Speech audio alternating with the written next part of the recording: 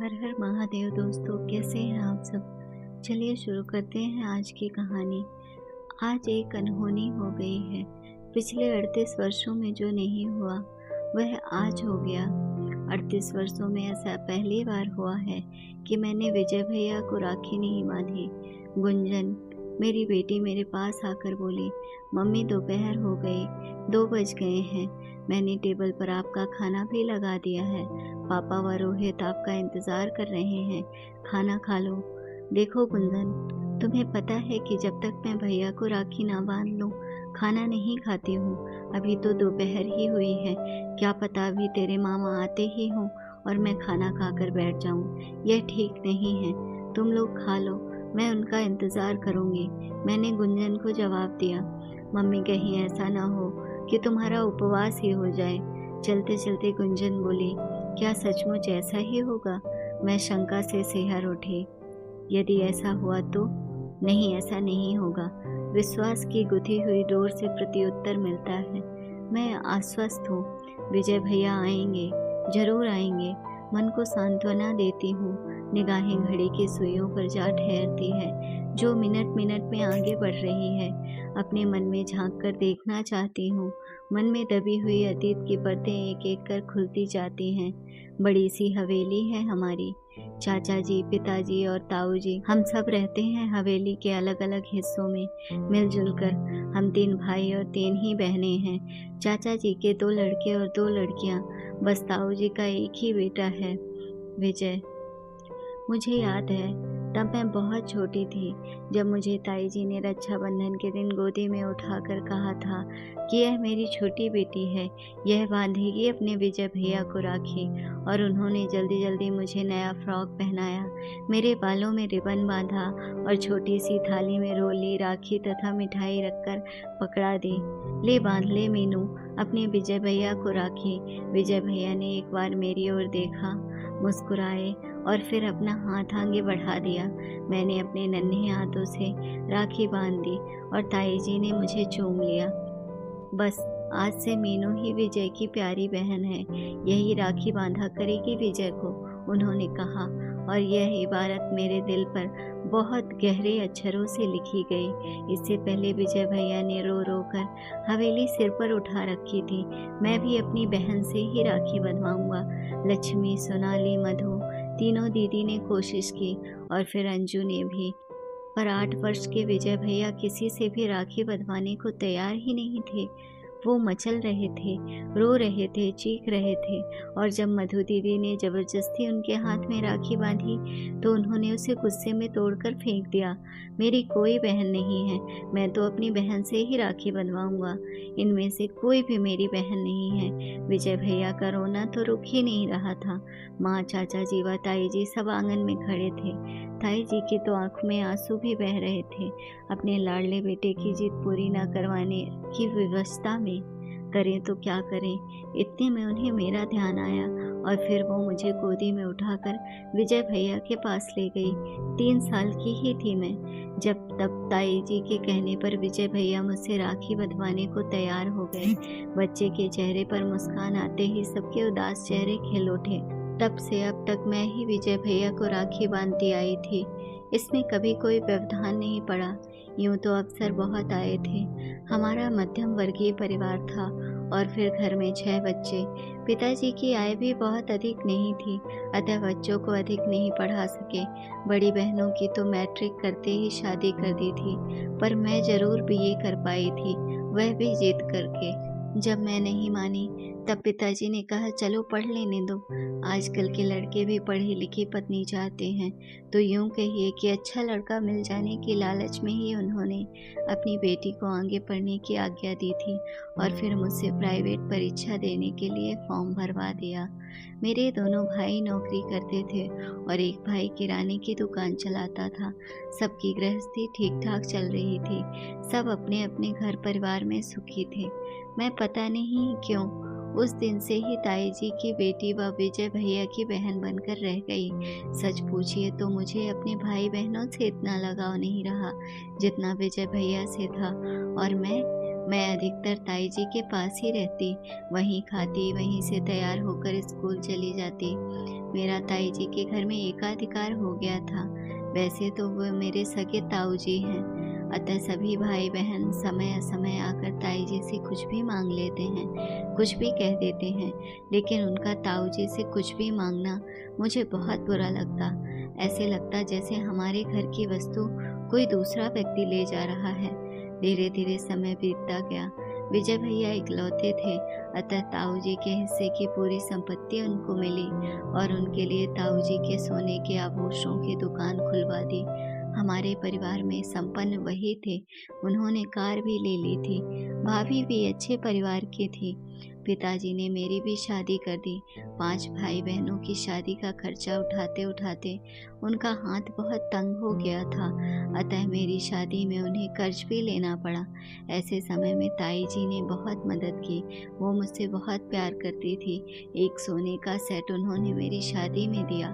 10 बढ़िया बढ़िया साड़ियाँ दी। इनके लिए सोने की चेन व घड़ी का इंतज़ाम भी उन्होंने ही किया था। ताई जी ने हमेशा मुझे अपनी बेटी की तरह ही समझा, पर मेरी शादी के 4 वर्ष बाद ही वो चल बसी। विजय भैया का स्वभाव कुछ अलग किस्म का है, ना ज़्यादा किसी से मिलना जुलना और ना अधिक प्यार मोहब्बत।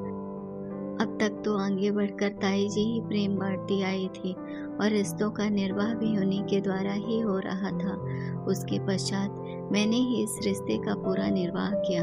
जब भी राखी आती, मैं ही दौड़कर मायके चली जाती और विजय भैया को राखी बांध कर आती। बचपन से ही इसे मैं अपना उत्तरदायित्व समझती आई थी कि विजय भैया का हाथ खाली न रह जाए। मैं जब भी जाती, भाभी भी अच्छी तरह से मिलती, बात करती। वह लौटते समय एक सुंदर सी साड़ी देकर मुझे विदा करती। वैसे भी मैंने कभी इस पर ध्यान नहीं दिया कि वो मुझे क्या उपहार देती हैं या नहीं देती हैं। मैं तो अपने कर्तव्य निभाए जा रही थी। एक बार गुंजन के पिता बहुत बीमार हो गए थे। मेरी ननद भी आई थी। ऐसे में रक्षाबंधन आया और मैं जल्दी से जाने के लिए तैयार हो गई। मायके जाने में मुझे 6 घंटे लगते हैं। गुंजन, मेरी सास व ननद सबने मना किया। अगर इस राखी को तुम नहीं जाओगी तो क्या फर्क पड़ जाएगा, अगली राखी पर चली जाना। यदि इतना जरूरी है तो अपने विजय भैया को फोन कर दो, वो ही आ जाएंगे। पर मेरा मन नहीं माना। कार तो मेरे पास थी नहीं, आना जाना बस से ही पड़ता था। राखी से एक दिन पहले गई, वह अगले दिन दोपहर तक लौट आई। कहा तो किसी ने कुछ नहीं, पर मुझे मालूम है कि सबको बहुत बुरा लगा था। अब तो बच्चे भी बड़े हो गए हैं। रोहित भी 16 साल का है और गुंजन 18 की। पता नहीं इस बार इन बच्चों को क्या जिद चढ़ी कि हमारे भाई बहन के रिश्ते का इम्तिहान लेने पर उतारू हो गए हैं। और तो और इनके पापा भी इनके साथ मिल गए हैं। कल मैंने जाने की तैयारी शुरू की, लेकिन तीनों ही अड़ गए कि आज आप वहाँ नहीं जाओगी। इस बार हमारे विजय मामा को ही आने दो राखी बंधवाने के लिए। क्या राखी का महत्व सिर्फ आपके लिए है, उनके लिए नहीं? और तीनों ही मुझसे शर्त भी लगा ली कि देखना आपके विजय भैया यहाँ नहीं आएंगे। अब तक विजय भैया मेरी ससुराल एक बार भी नहीं आए थे, अतः इन सब की यही धारणा थी कि यह एक तरफा रिश्ता है जिसे सिर्फ मैं ही निभाए जा रही हूँ। कल मुझसे बच्चों ने विजय भैया को फ़ोन करवाया।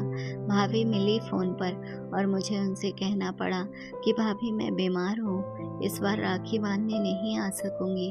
आप व विजय भैया कल आ जाइए। भाभी ने मेरी बीमारी के विषय में पूछा और फिर कहा ठीक है, पर मैं पक्का नहीं कह सकती हूँ, फिर भी कोशिश करेंगे। मेरा मन तो कह रहा था कि विजय भैया जरूर आएंगे, पर सारा घर अड़ा हुआ था। इन्होंने तो यहाँ तक कह दिया था, तुम्हें बुरा लगता है इसलिए मैंने आज तक कभी नहीं कहा, पर अब मुझे लगता है कि तुम क्यों अकेले इस रिश्ते का बोझ ढोए चली जा रही हो। उतार फेंको इसे। आज इस बात की परीक्षा हो जाएगी कि यह रिश्ता सिर्फ तुम्हारी वजह से है या तुम्हारे विजय भैया भी इसे मानते हैं। सुबह से मैंने काफ़ी तैयारी की है, पर शाम के 4 बज गए, लेकिन अभी तक भैया का कोई अता पता नहीं था। मेरा मन धीरे धीरे बैठता जा रहा था। एक बेचैनी मन में है, एक कुलबुलाहट है। क्या मैं ही अब तक एक तरफा रिश्ता निभाए चली जा रही थी? कहीं भैया भाभी यह ना समझते हो कि मैं कुछ लेने के उद्देश्य से ही उनको राखी बांधने जाती हूँ। अगर ऐसा है तो मेरे लिए इससे बढ़कर शर्म की बात और क्या होगी। अच्छा ही है, आज इस बात का पता चल ही जाना चाहिए।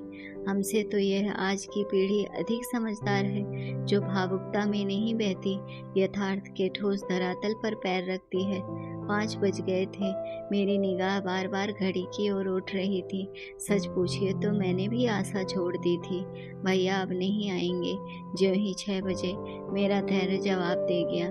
गुंजन मेरे सामने थी और मैंने उसे कह दिया कि वह मेरा खाना लगा दे।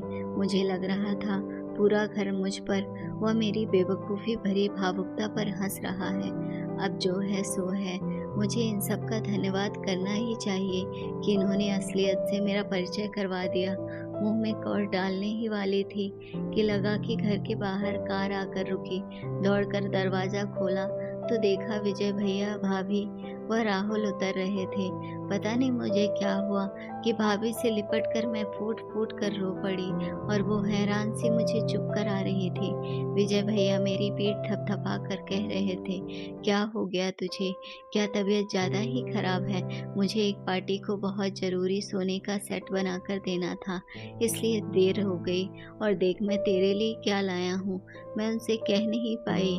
आज अगर आप ना आते तो बच्चे ने जो मेरी अग्नि परीक्षा ली थी उसमें मैं बहुत बुरी तरह असफल होती। थोड़ी देर में मैं भैया के हाथों में राखी बांध रही थी और भाभी मुझे प्यार से सोने की चैन पहना रही थी। मैं मन ही मन कह रही थी, भाभी आप मुझे सोने की चैन के बदले एक फूलों की माला ही दे दिया करो, जिससे यह रिश्तों का बोझ मैं आसानी से उठा सकूं। दोस्तों, अगर आपको हमारी कहानी अच्छी लगी हो तो अपने दोस्तों के साथ भी शेयर कीजिए और कमेंट में ज़रूर बताइए कि कैसी लगी ये कहानी। और हाँ, चैनल को सब्सक्राइब करना ना भूलें। धन्यवाद।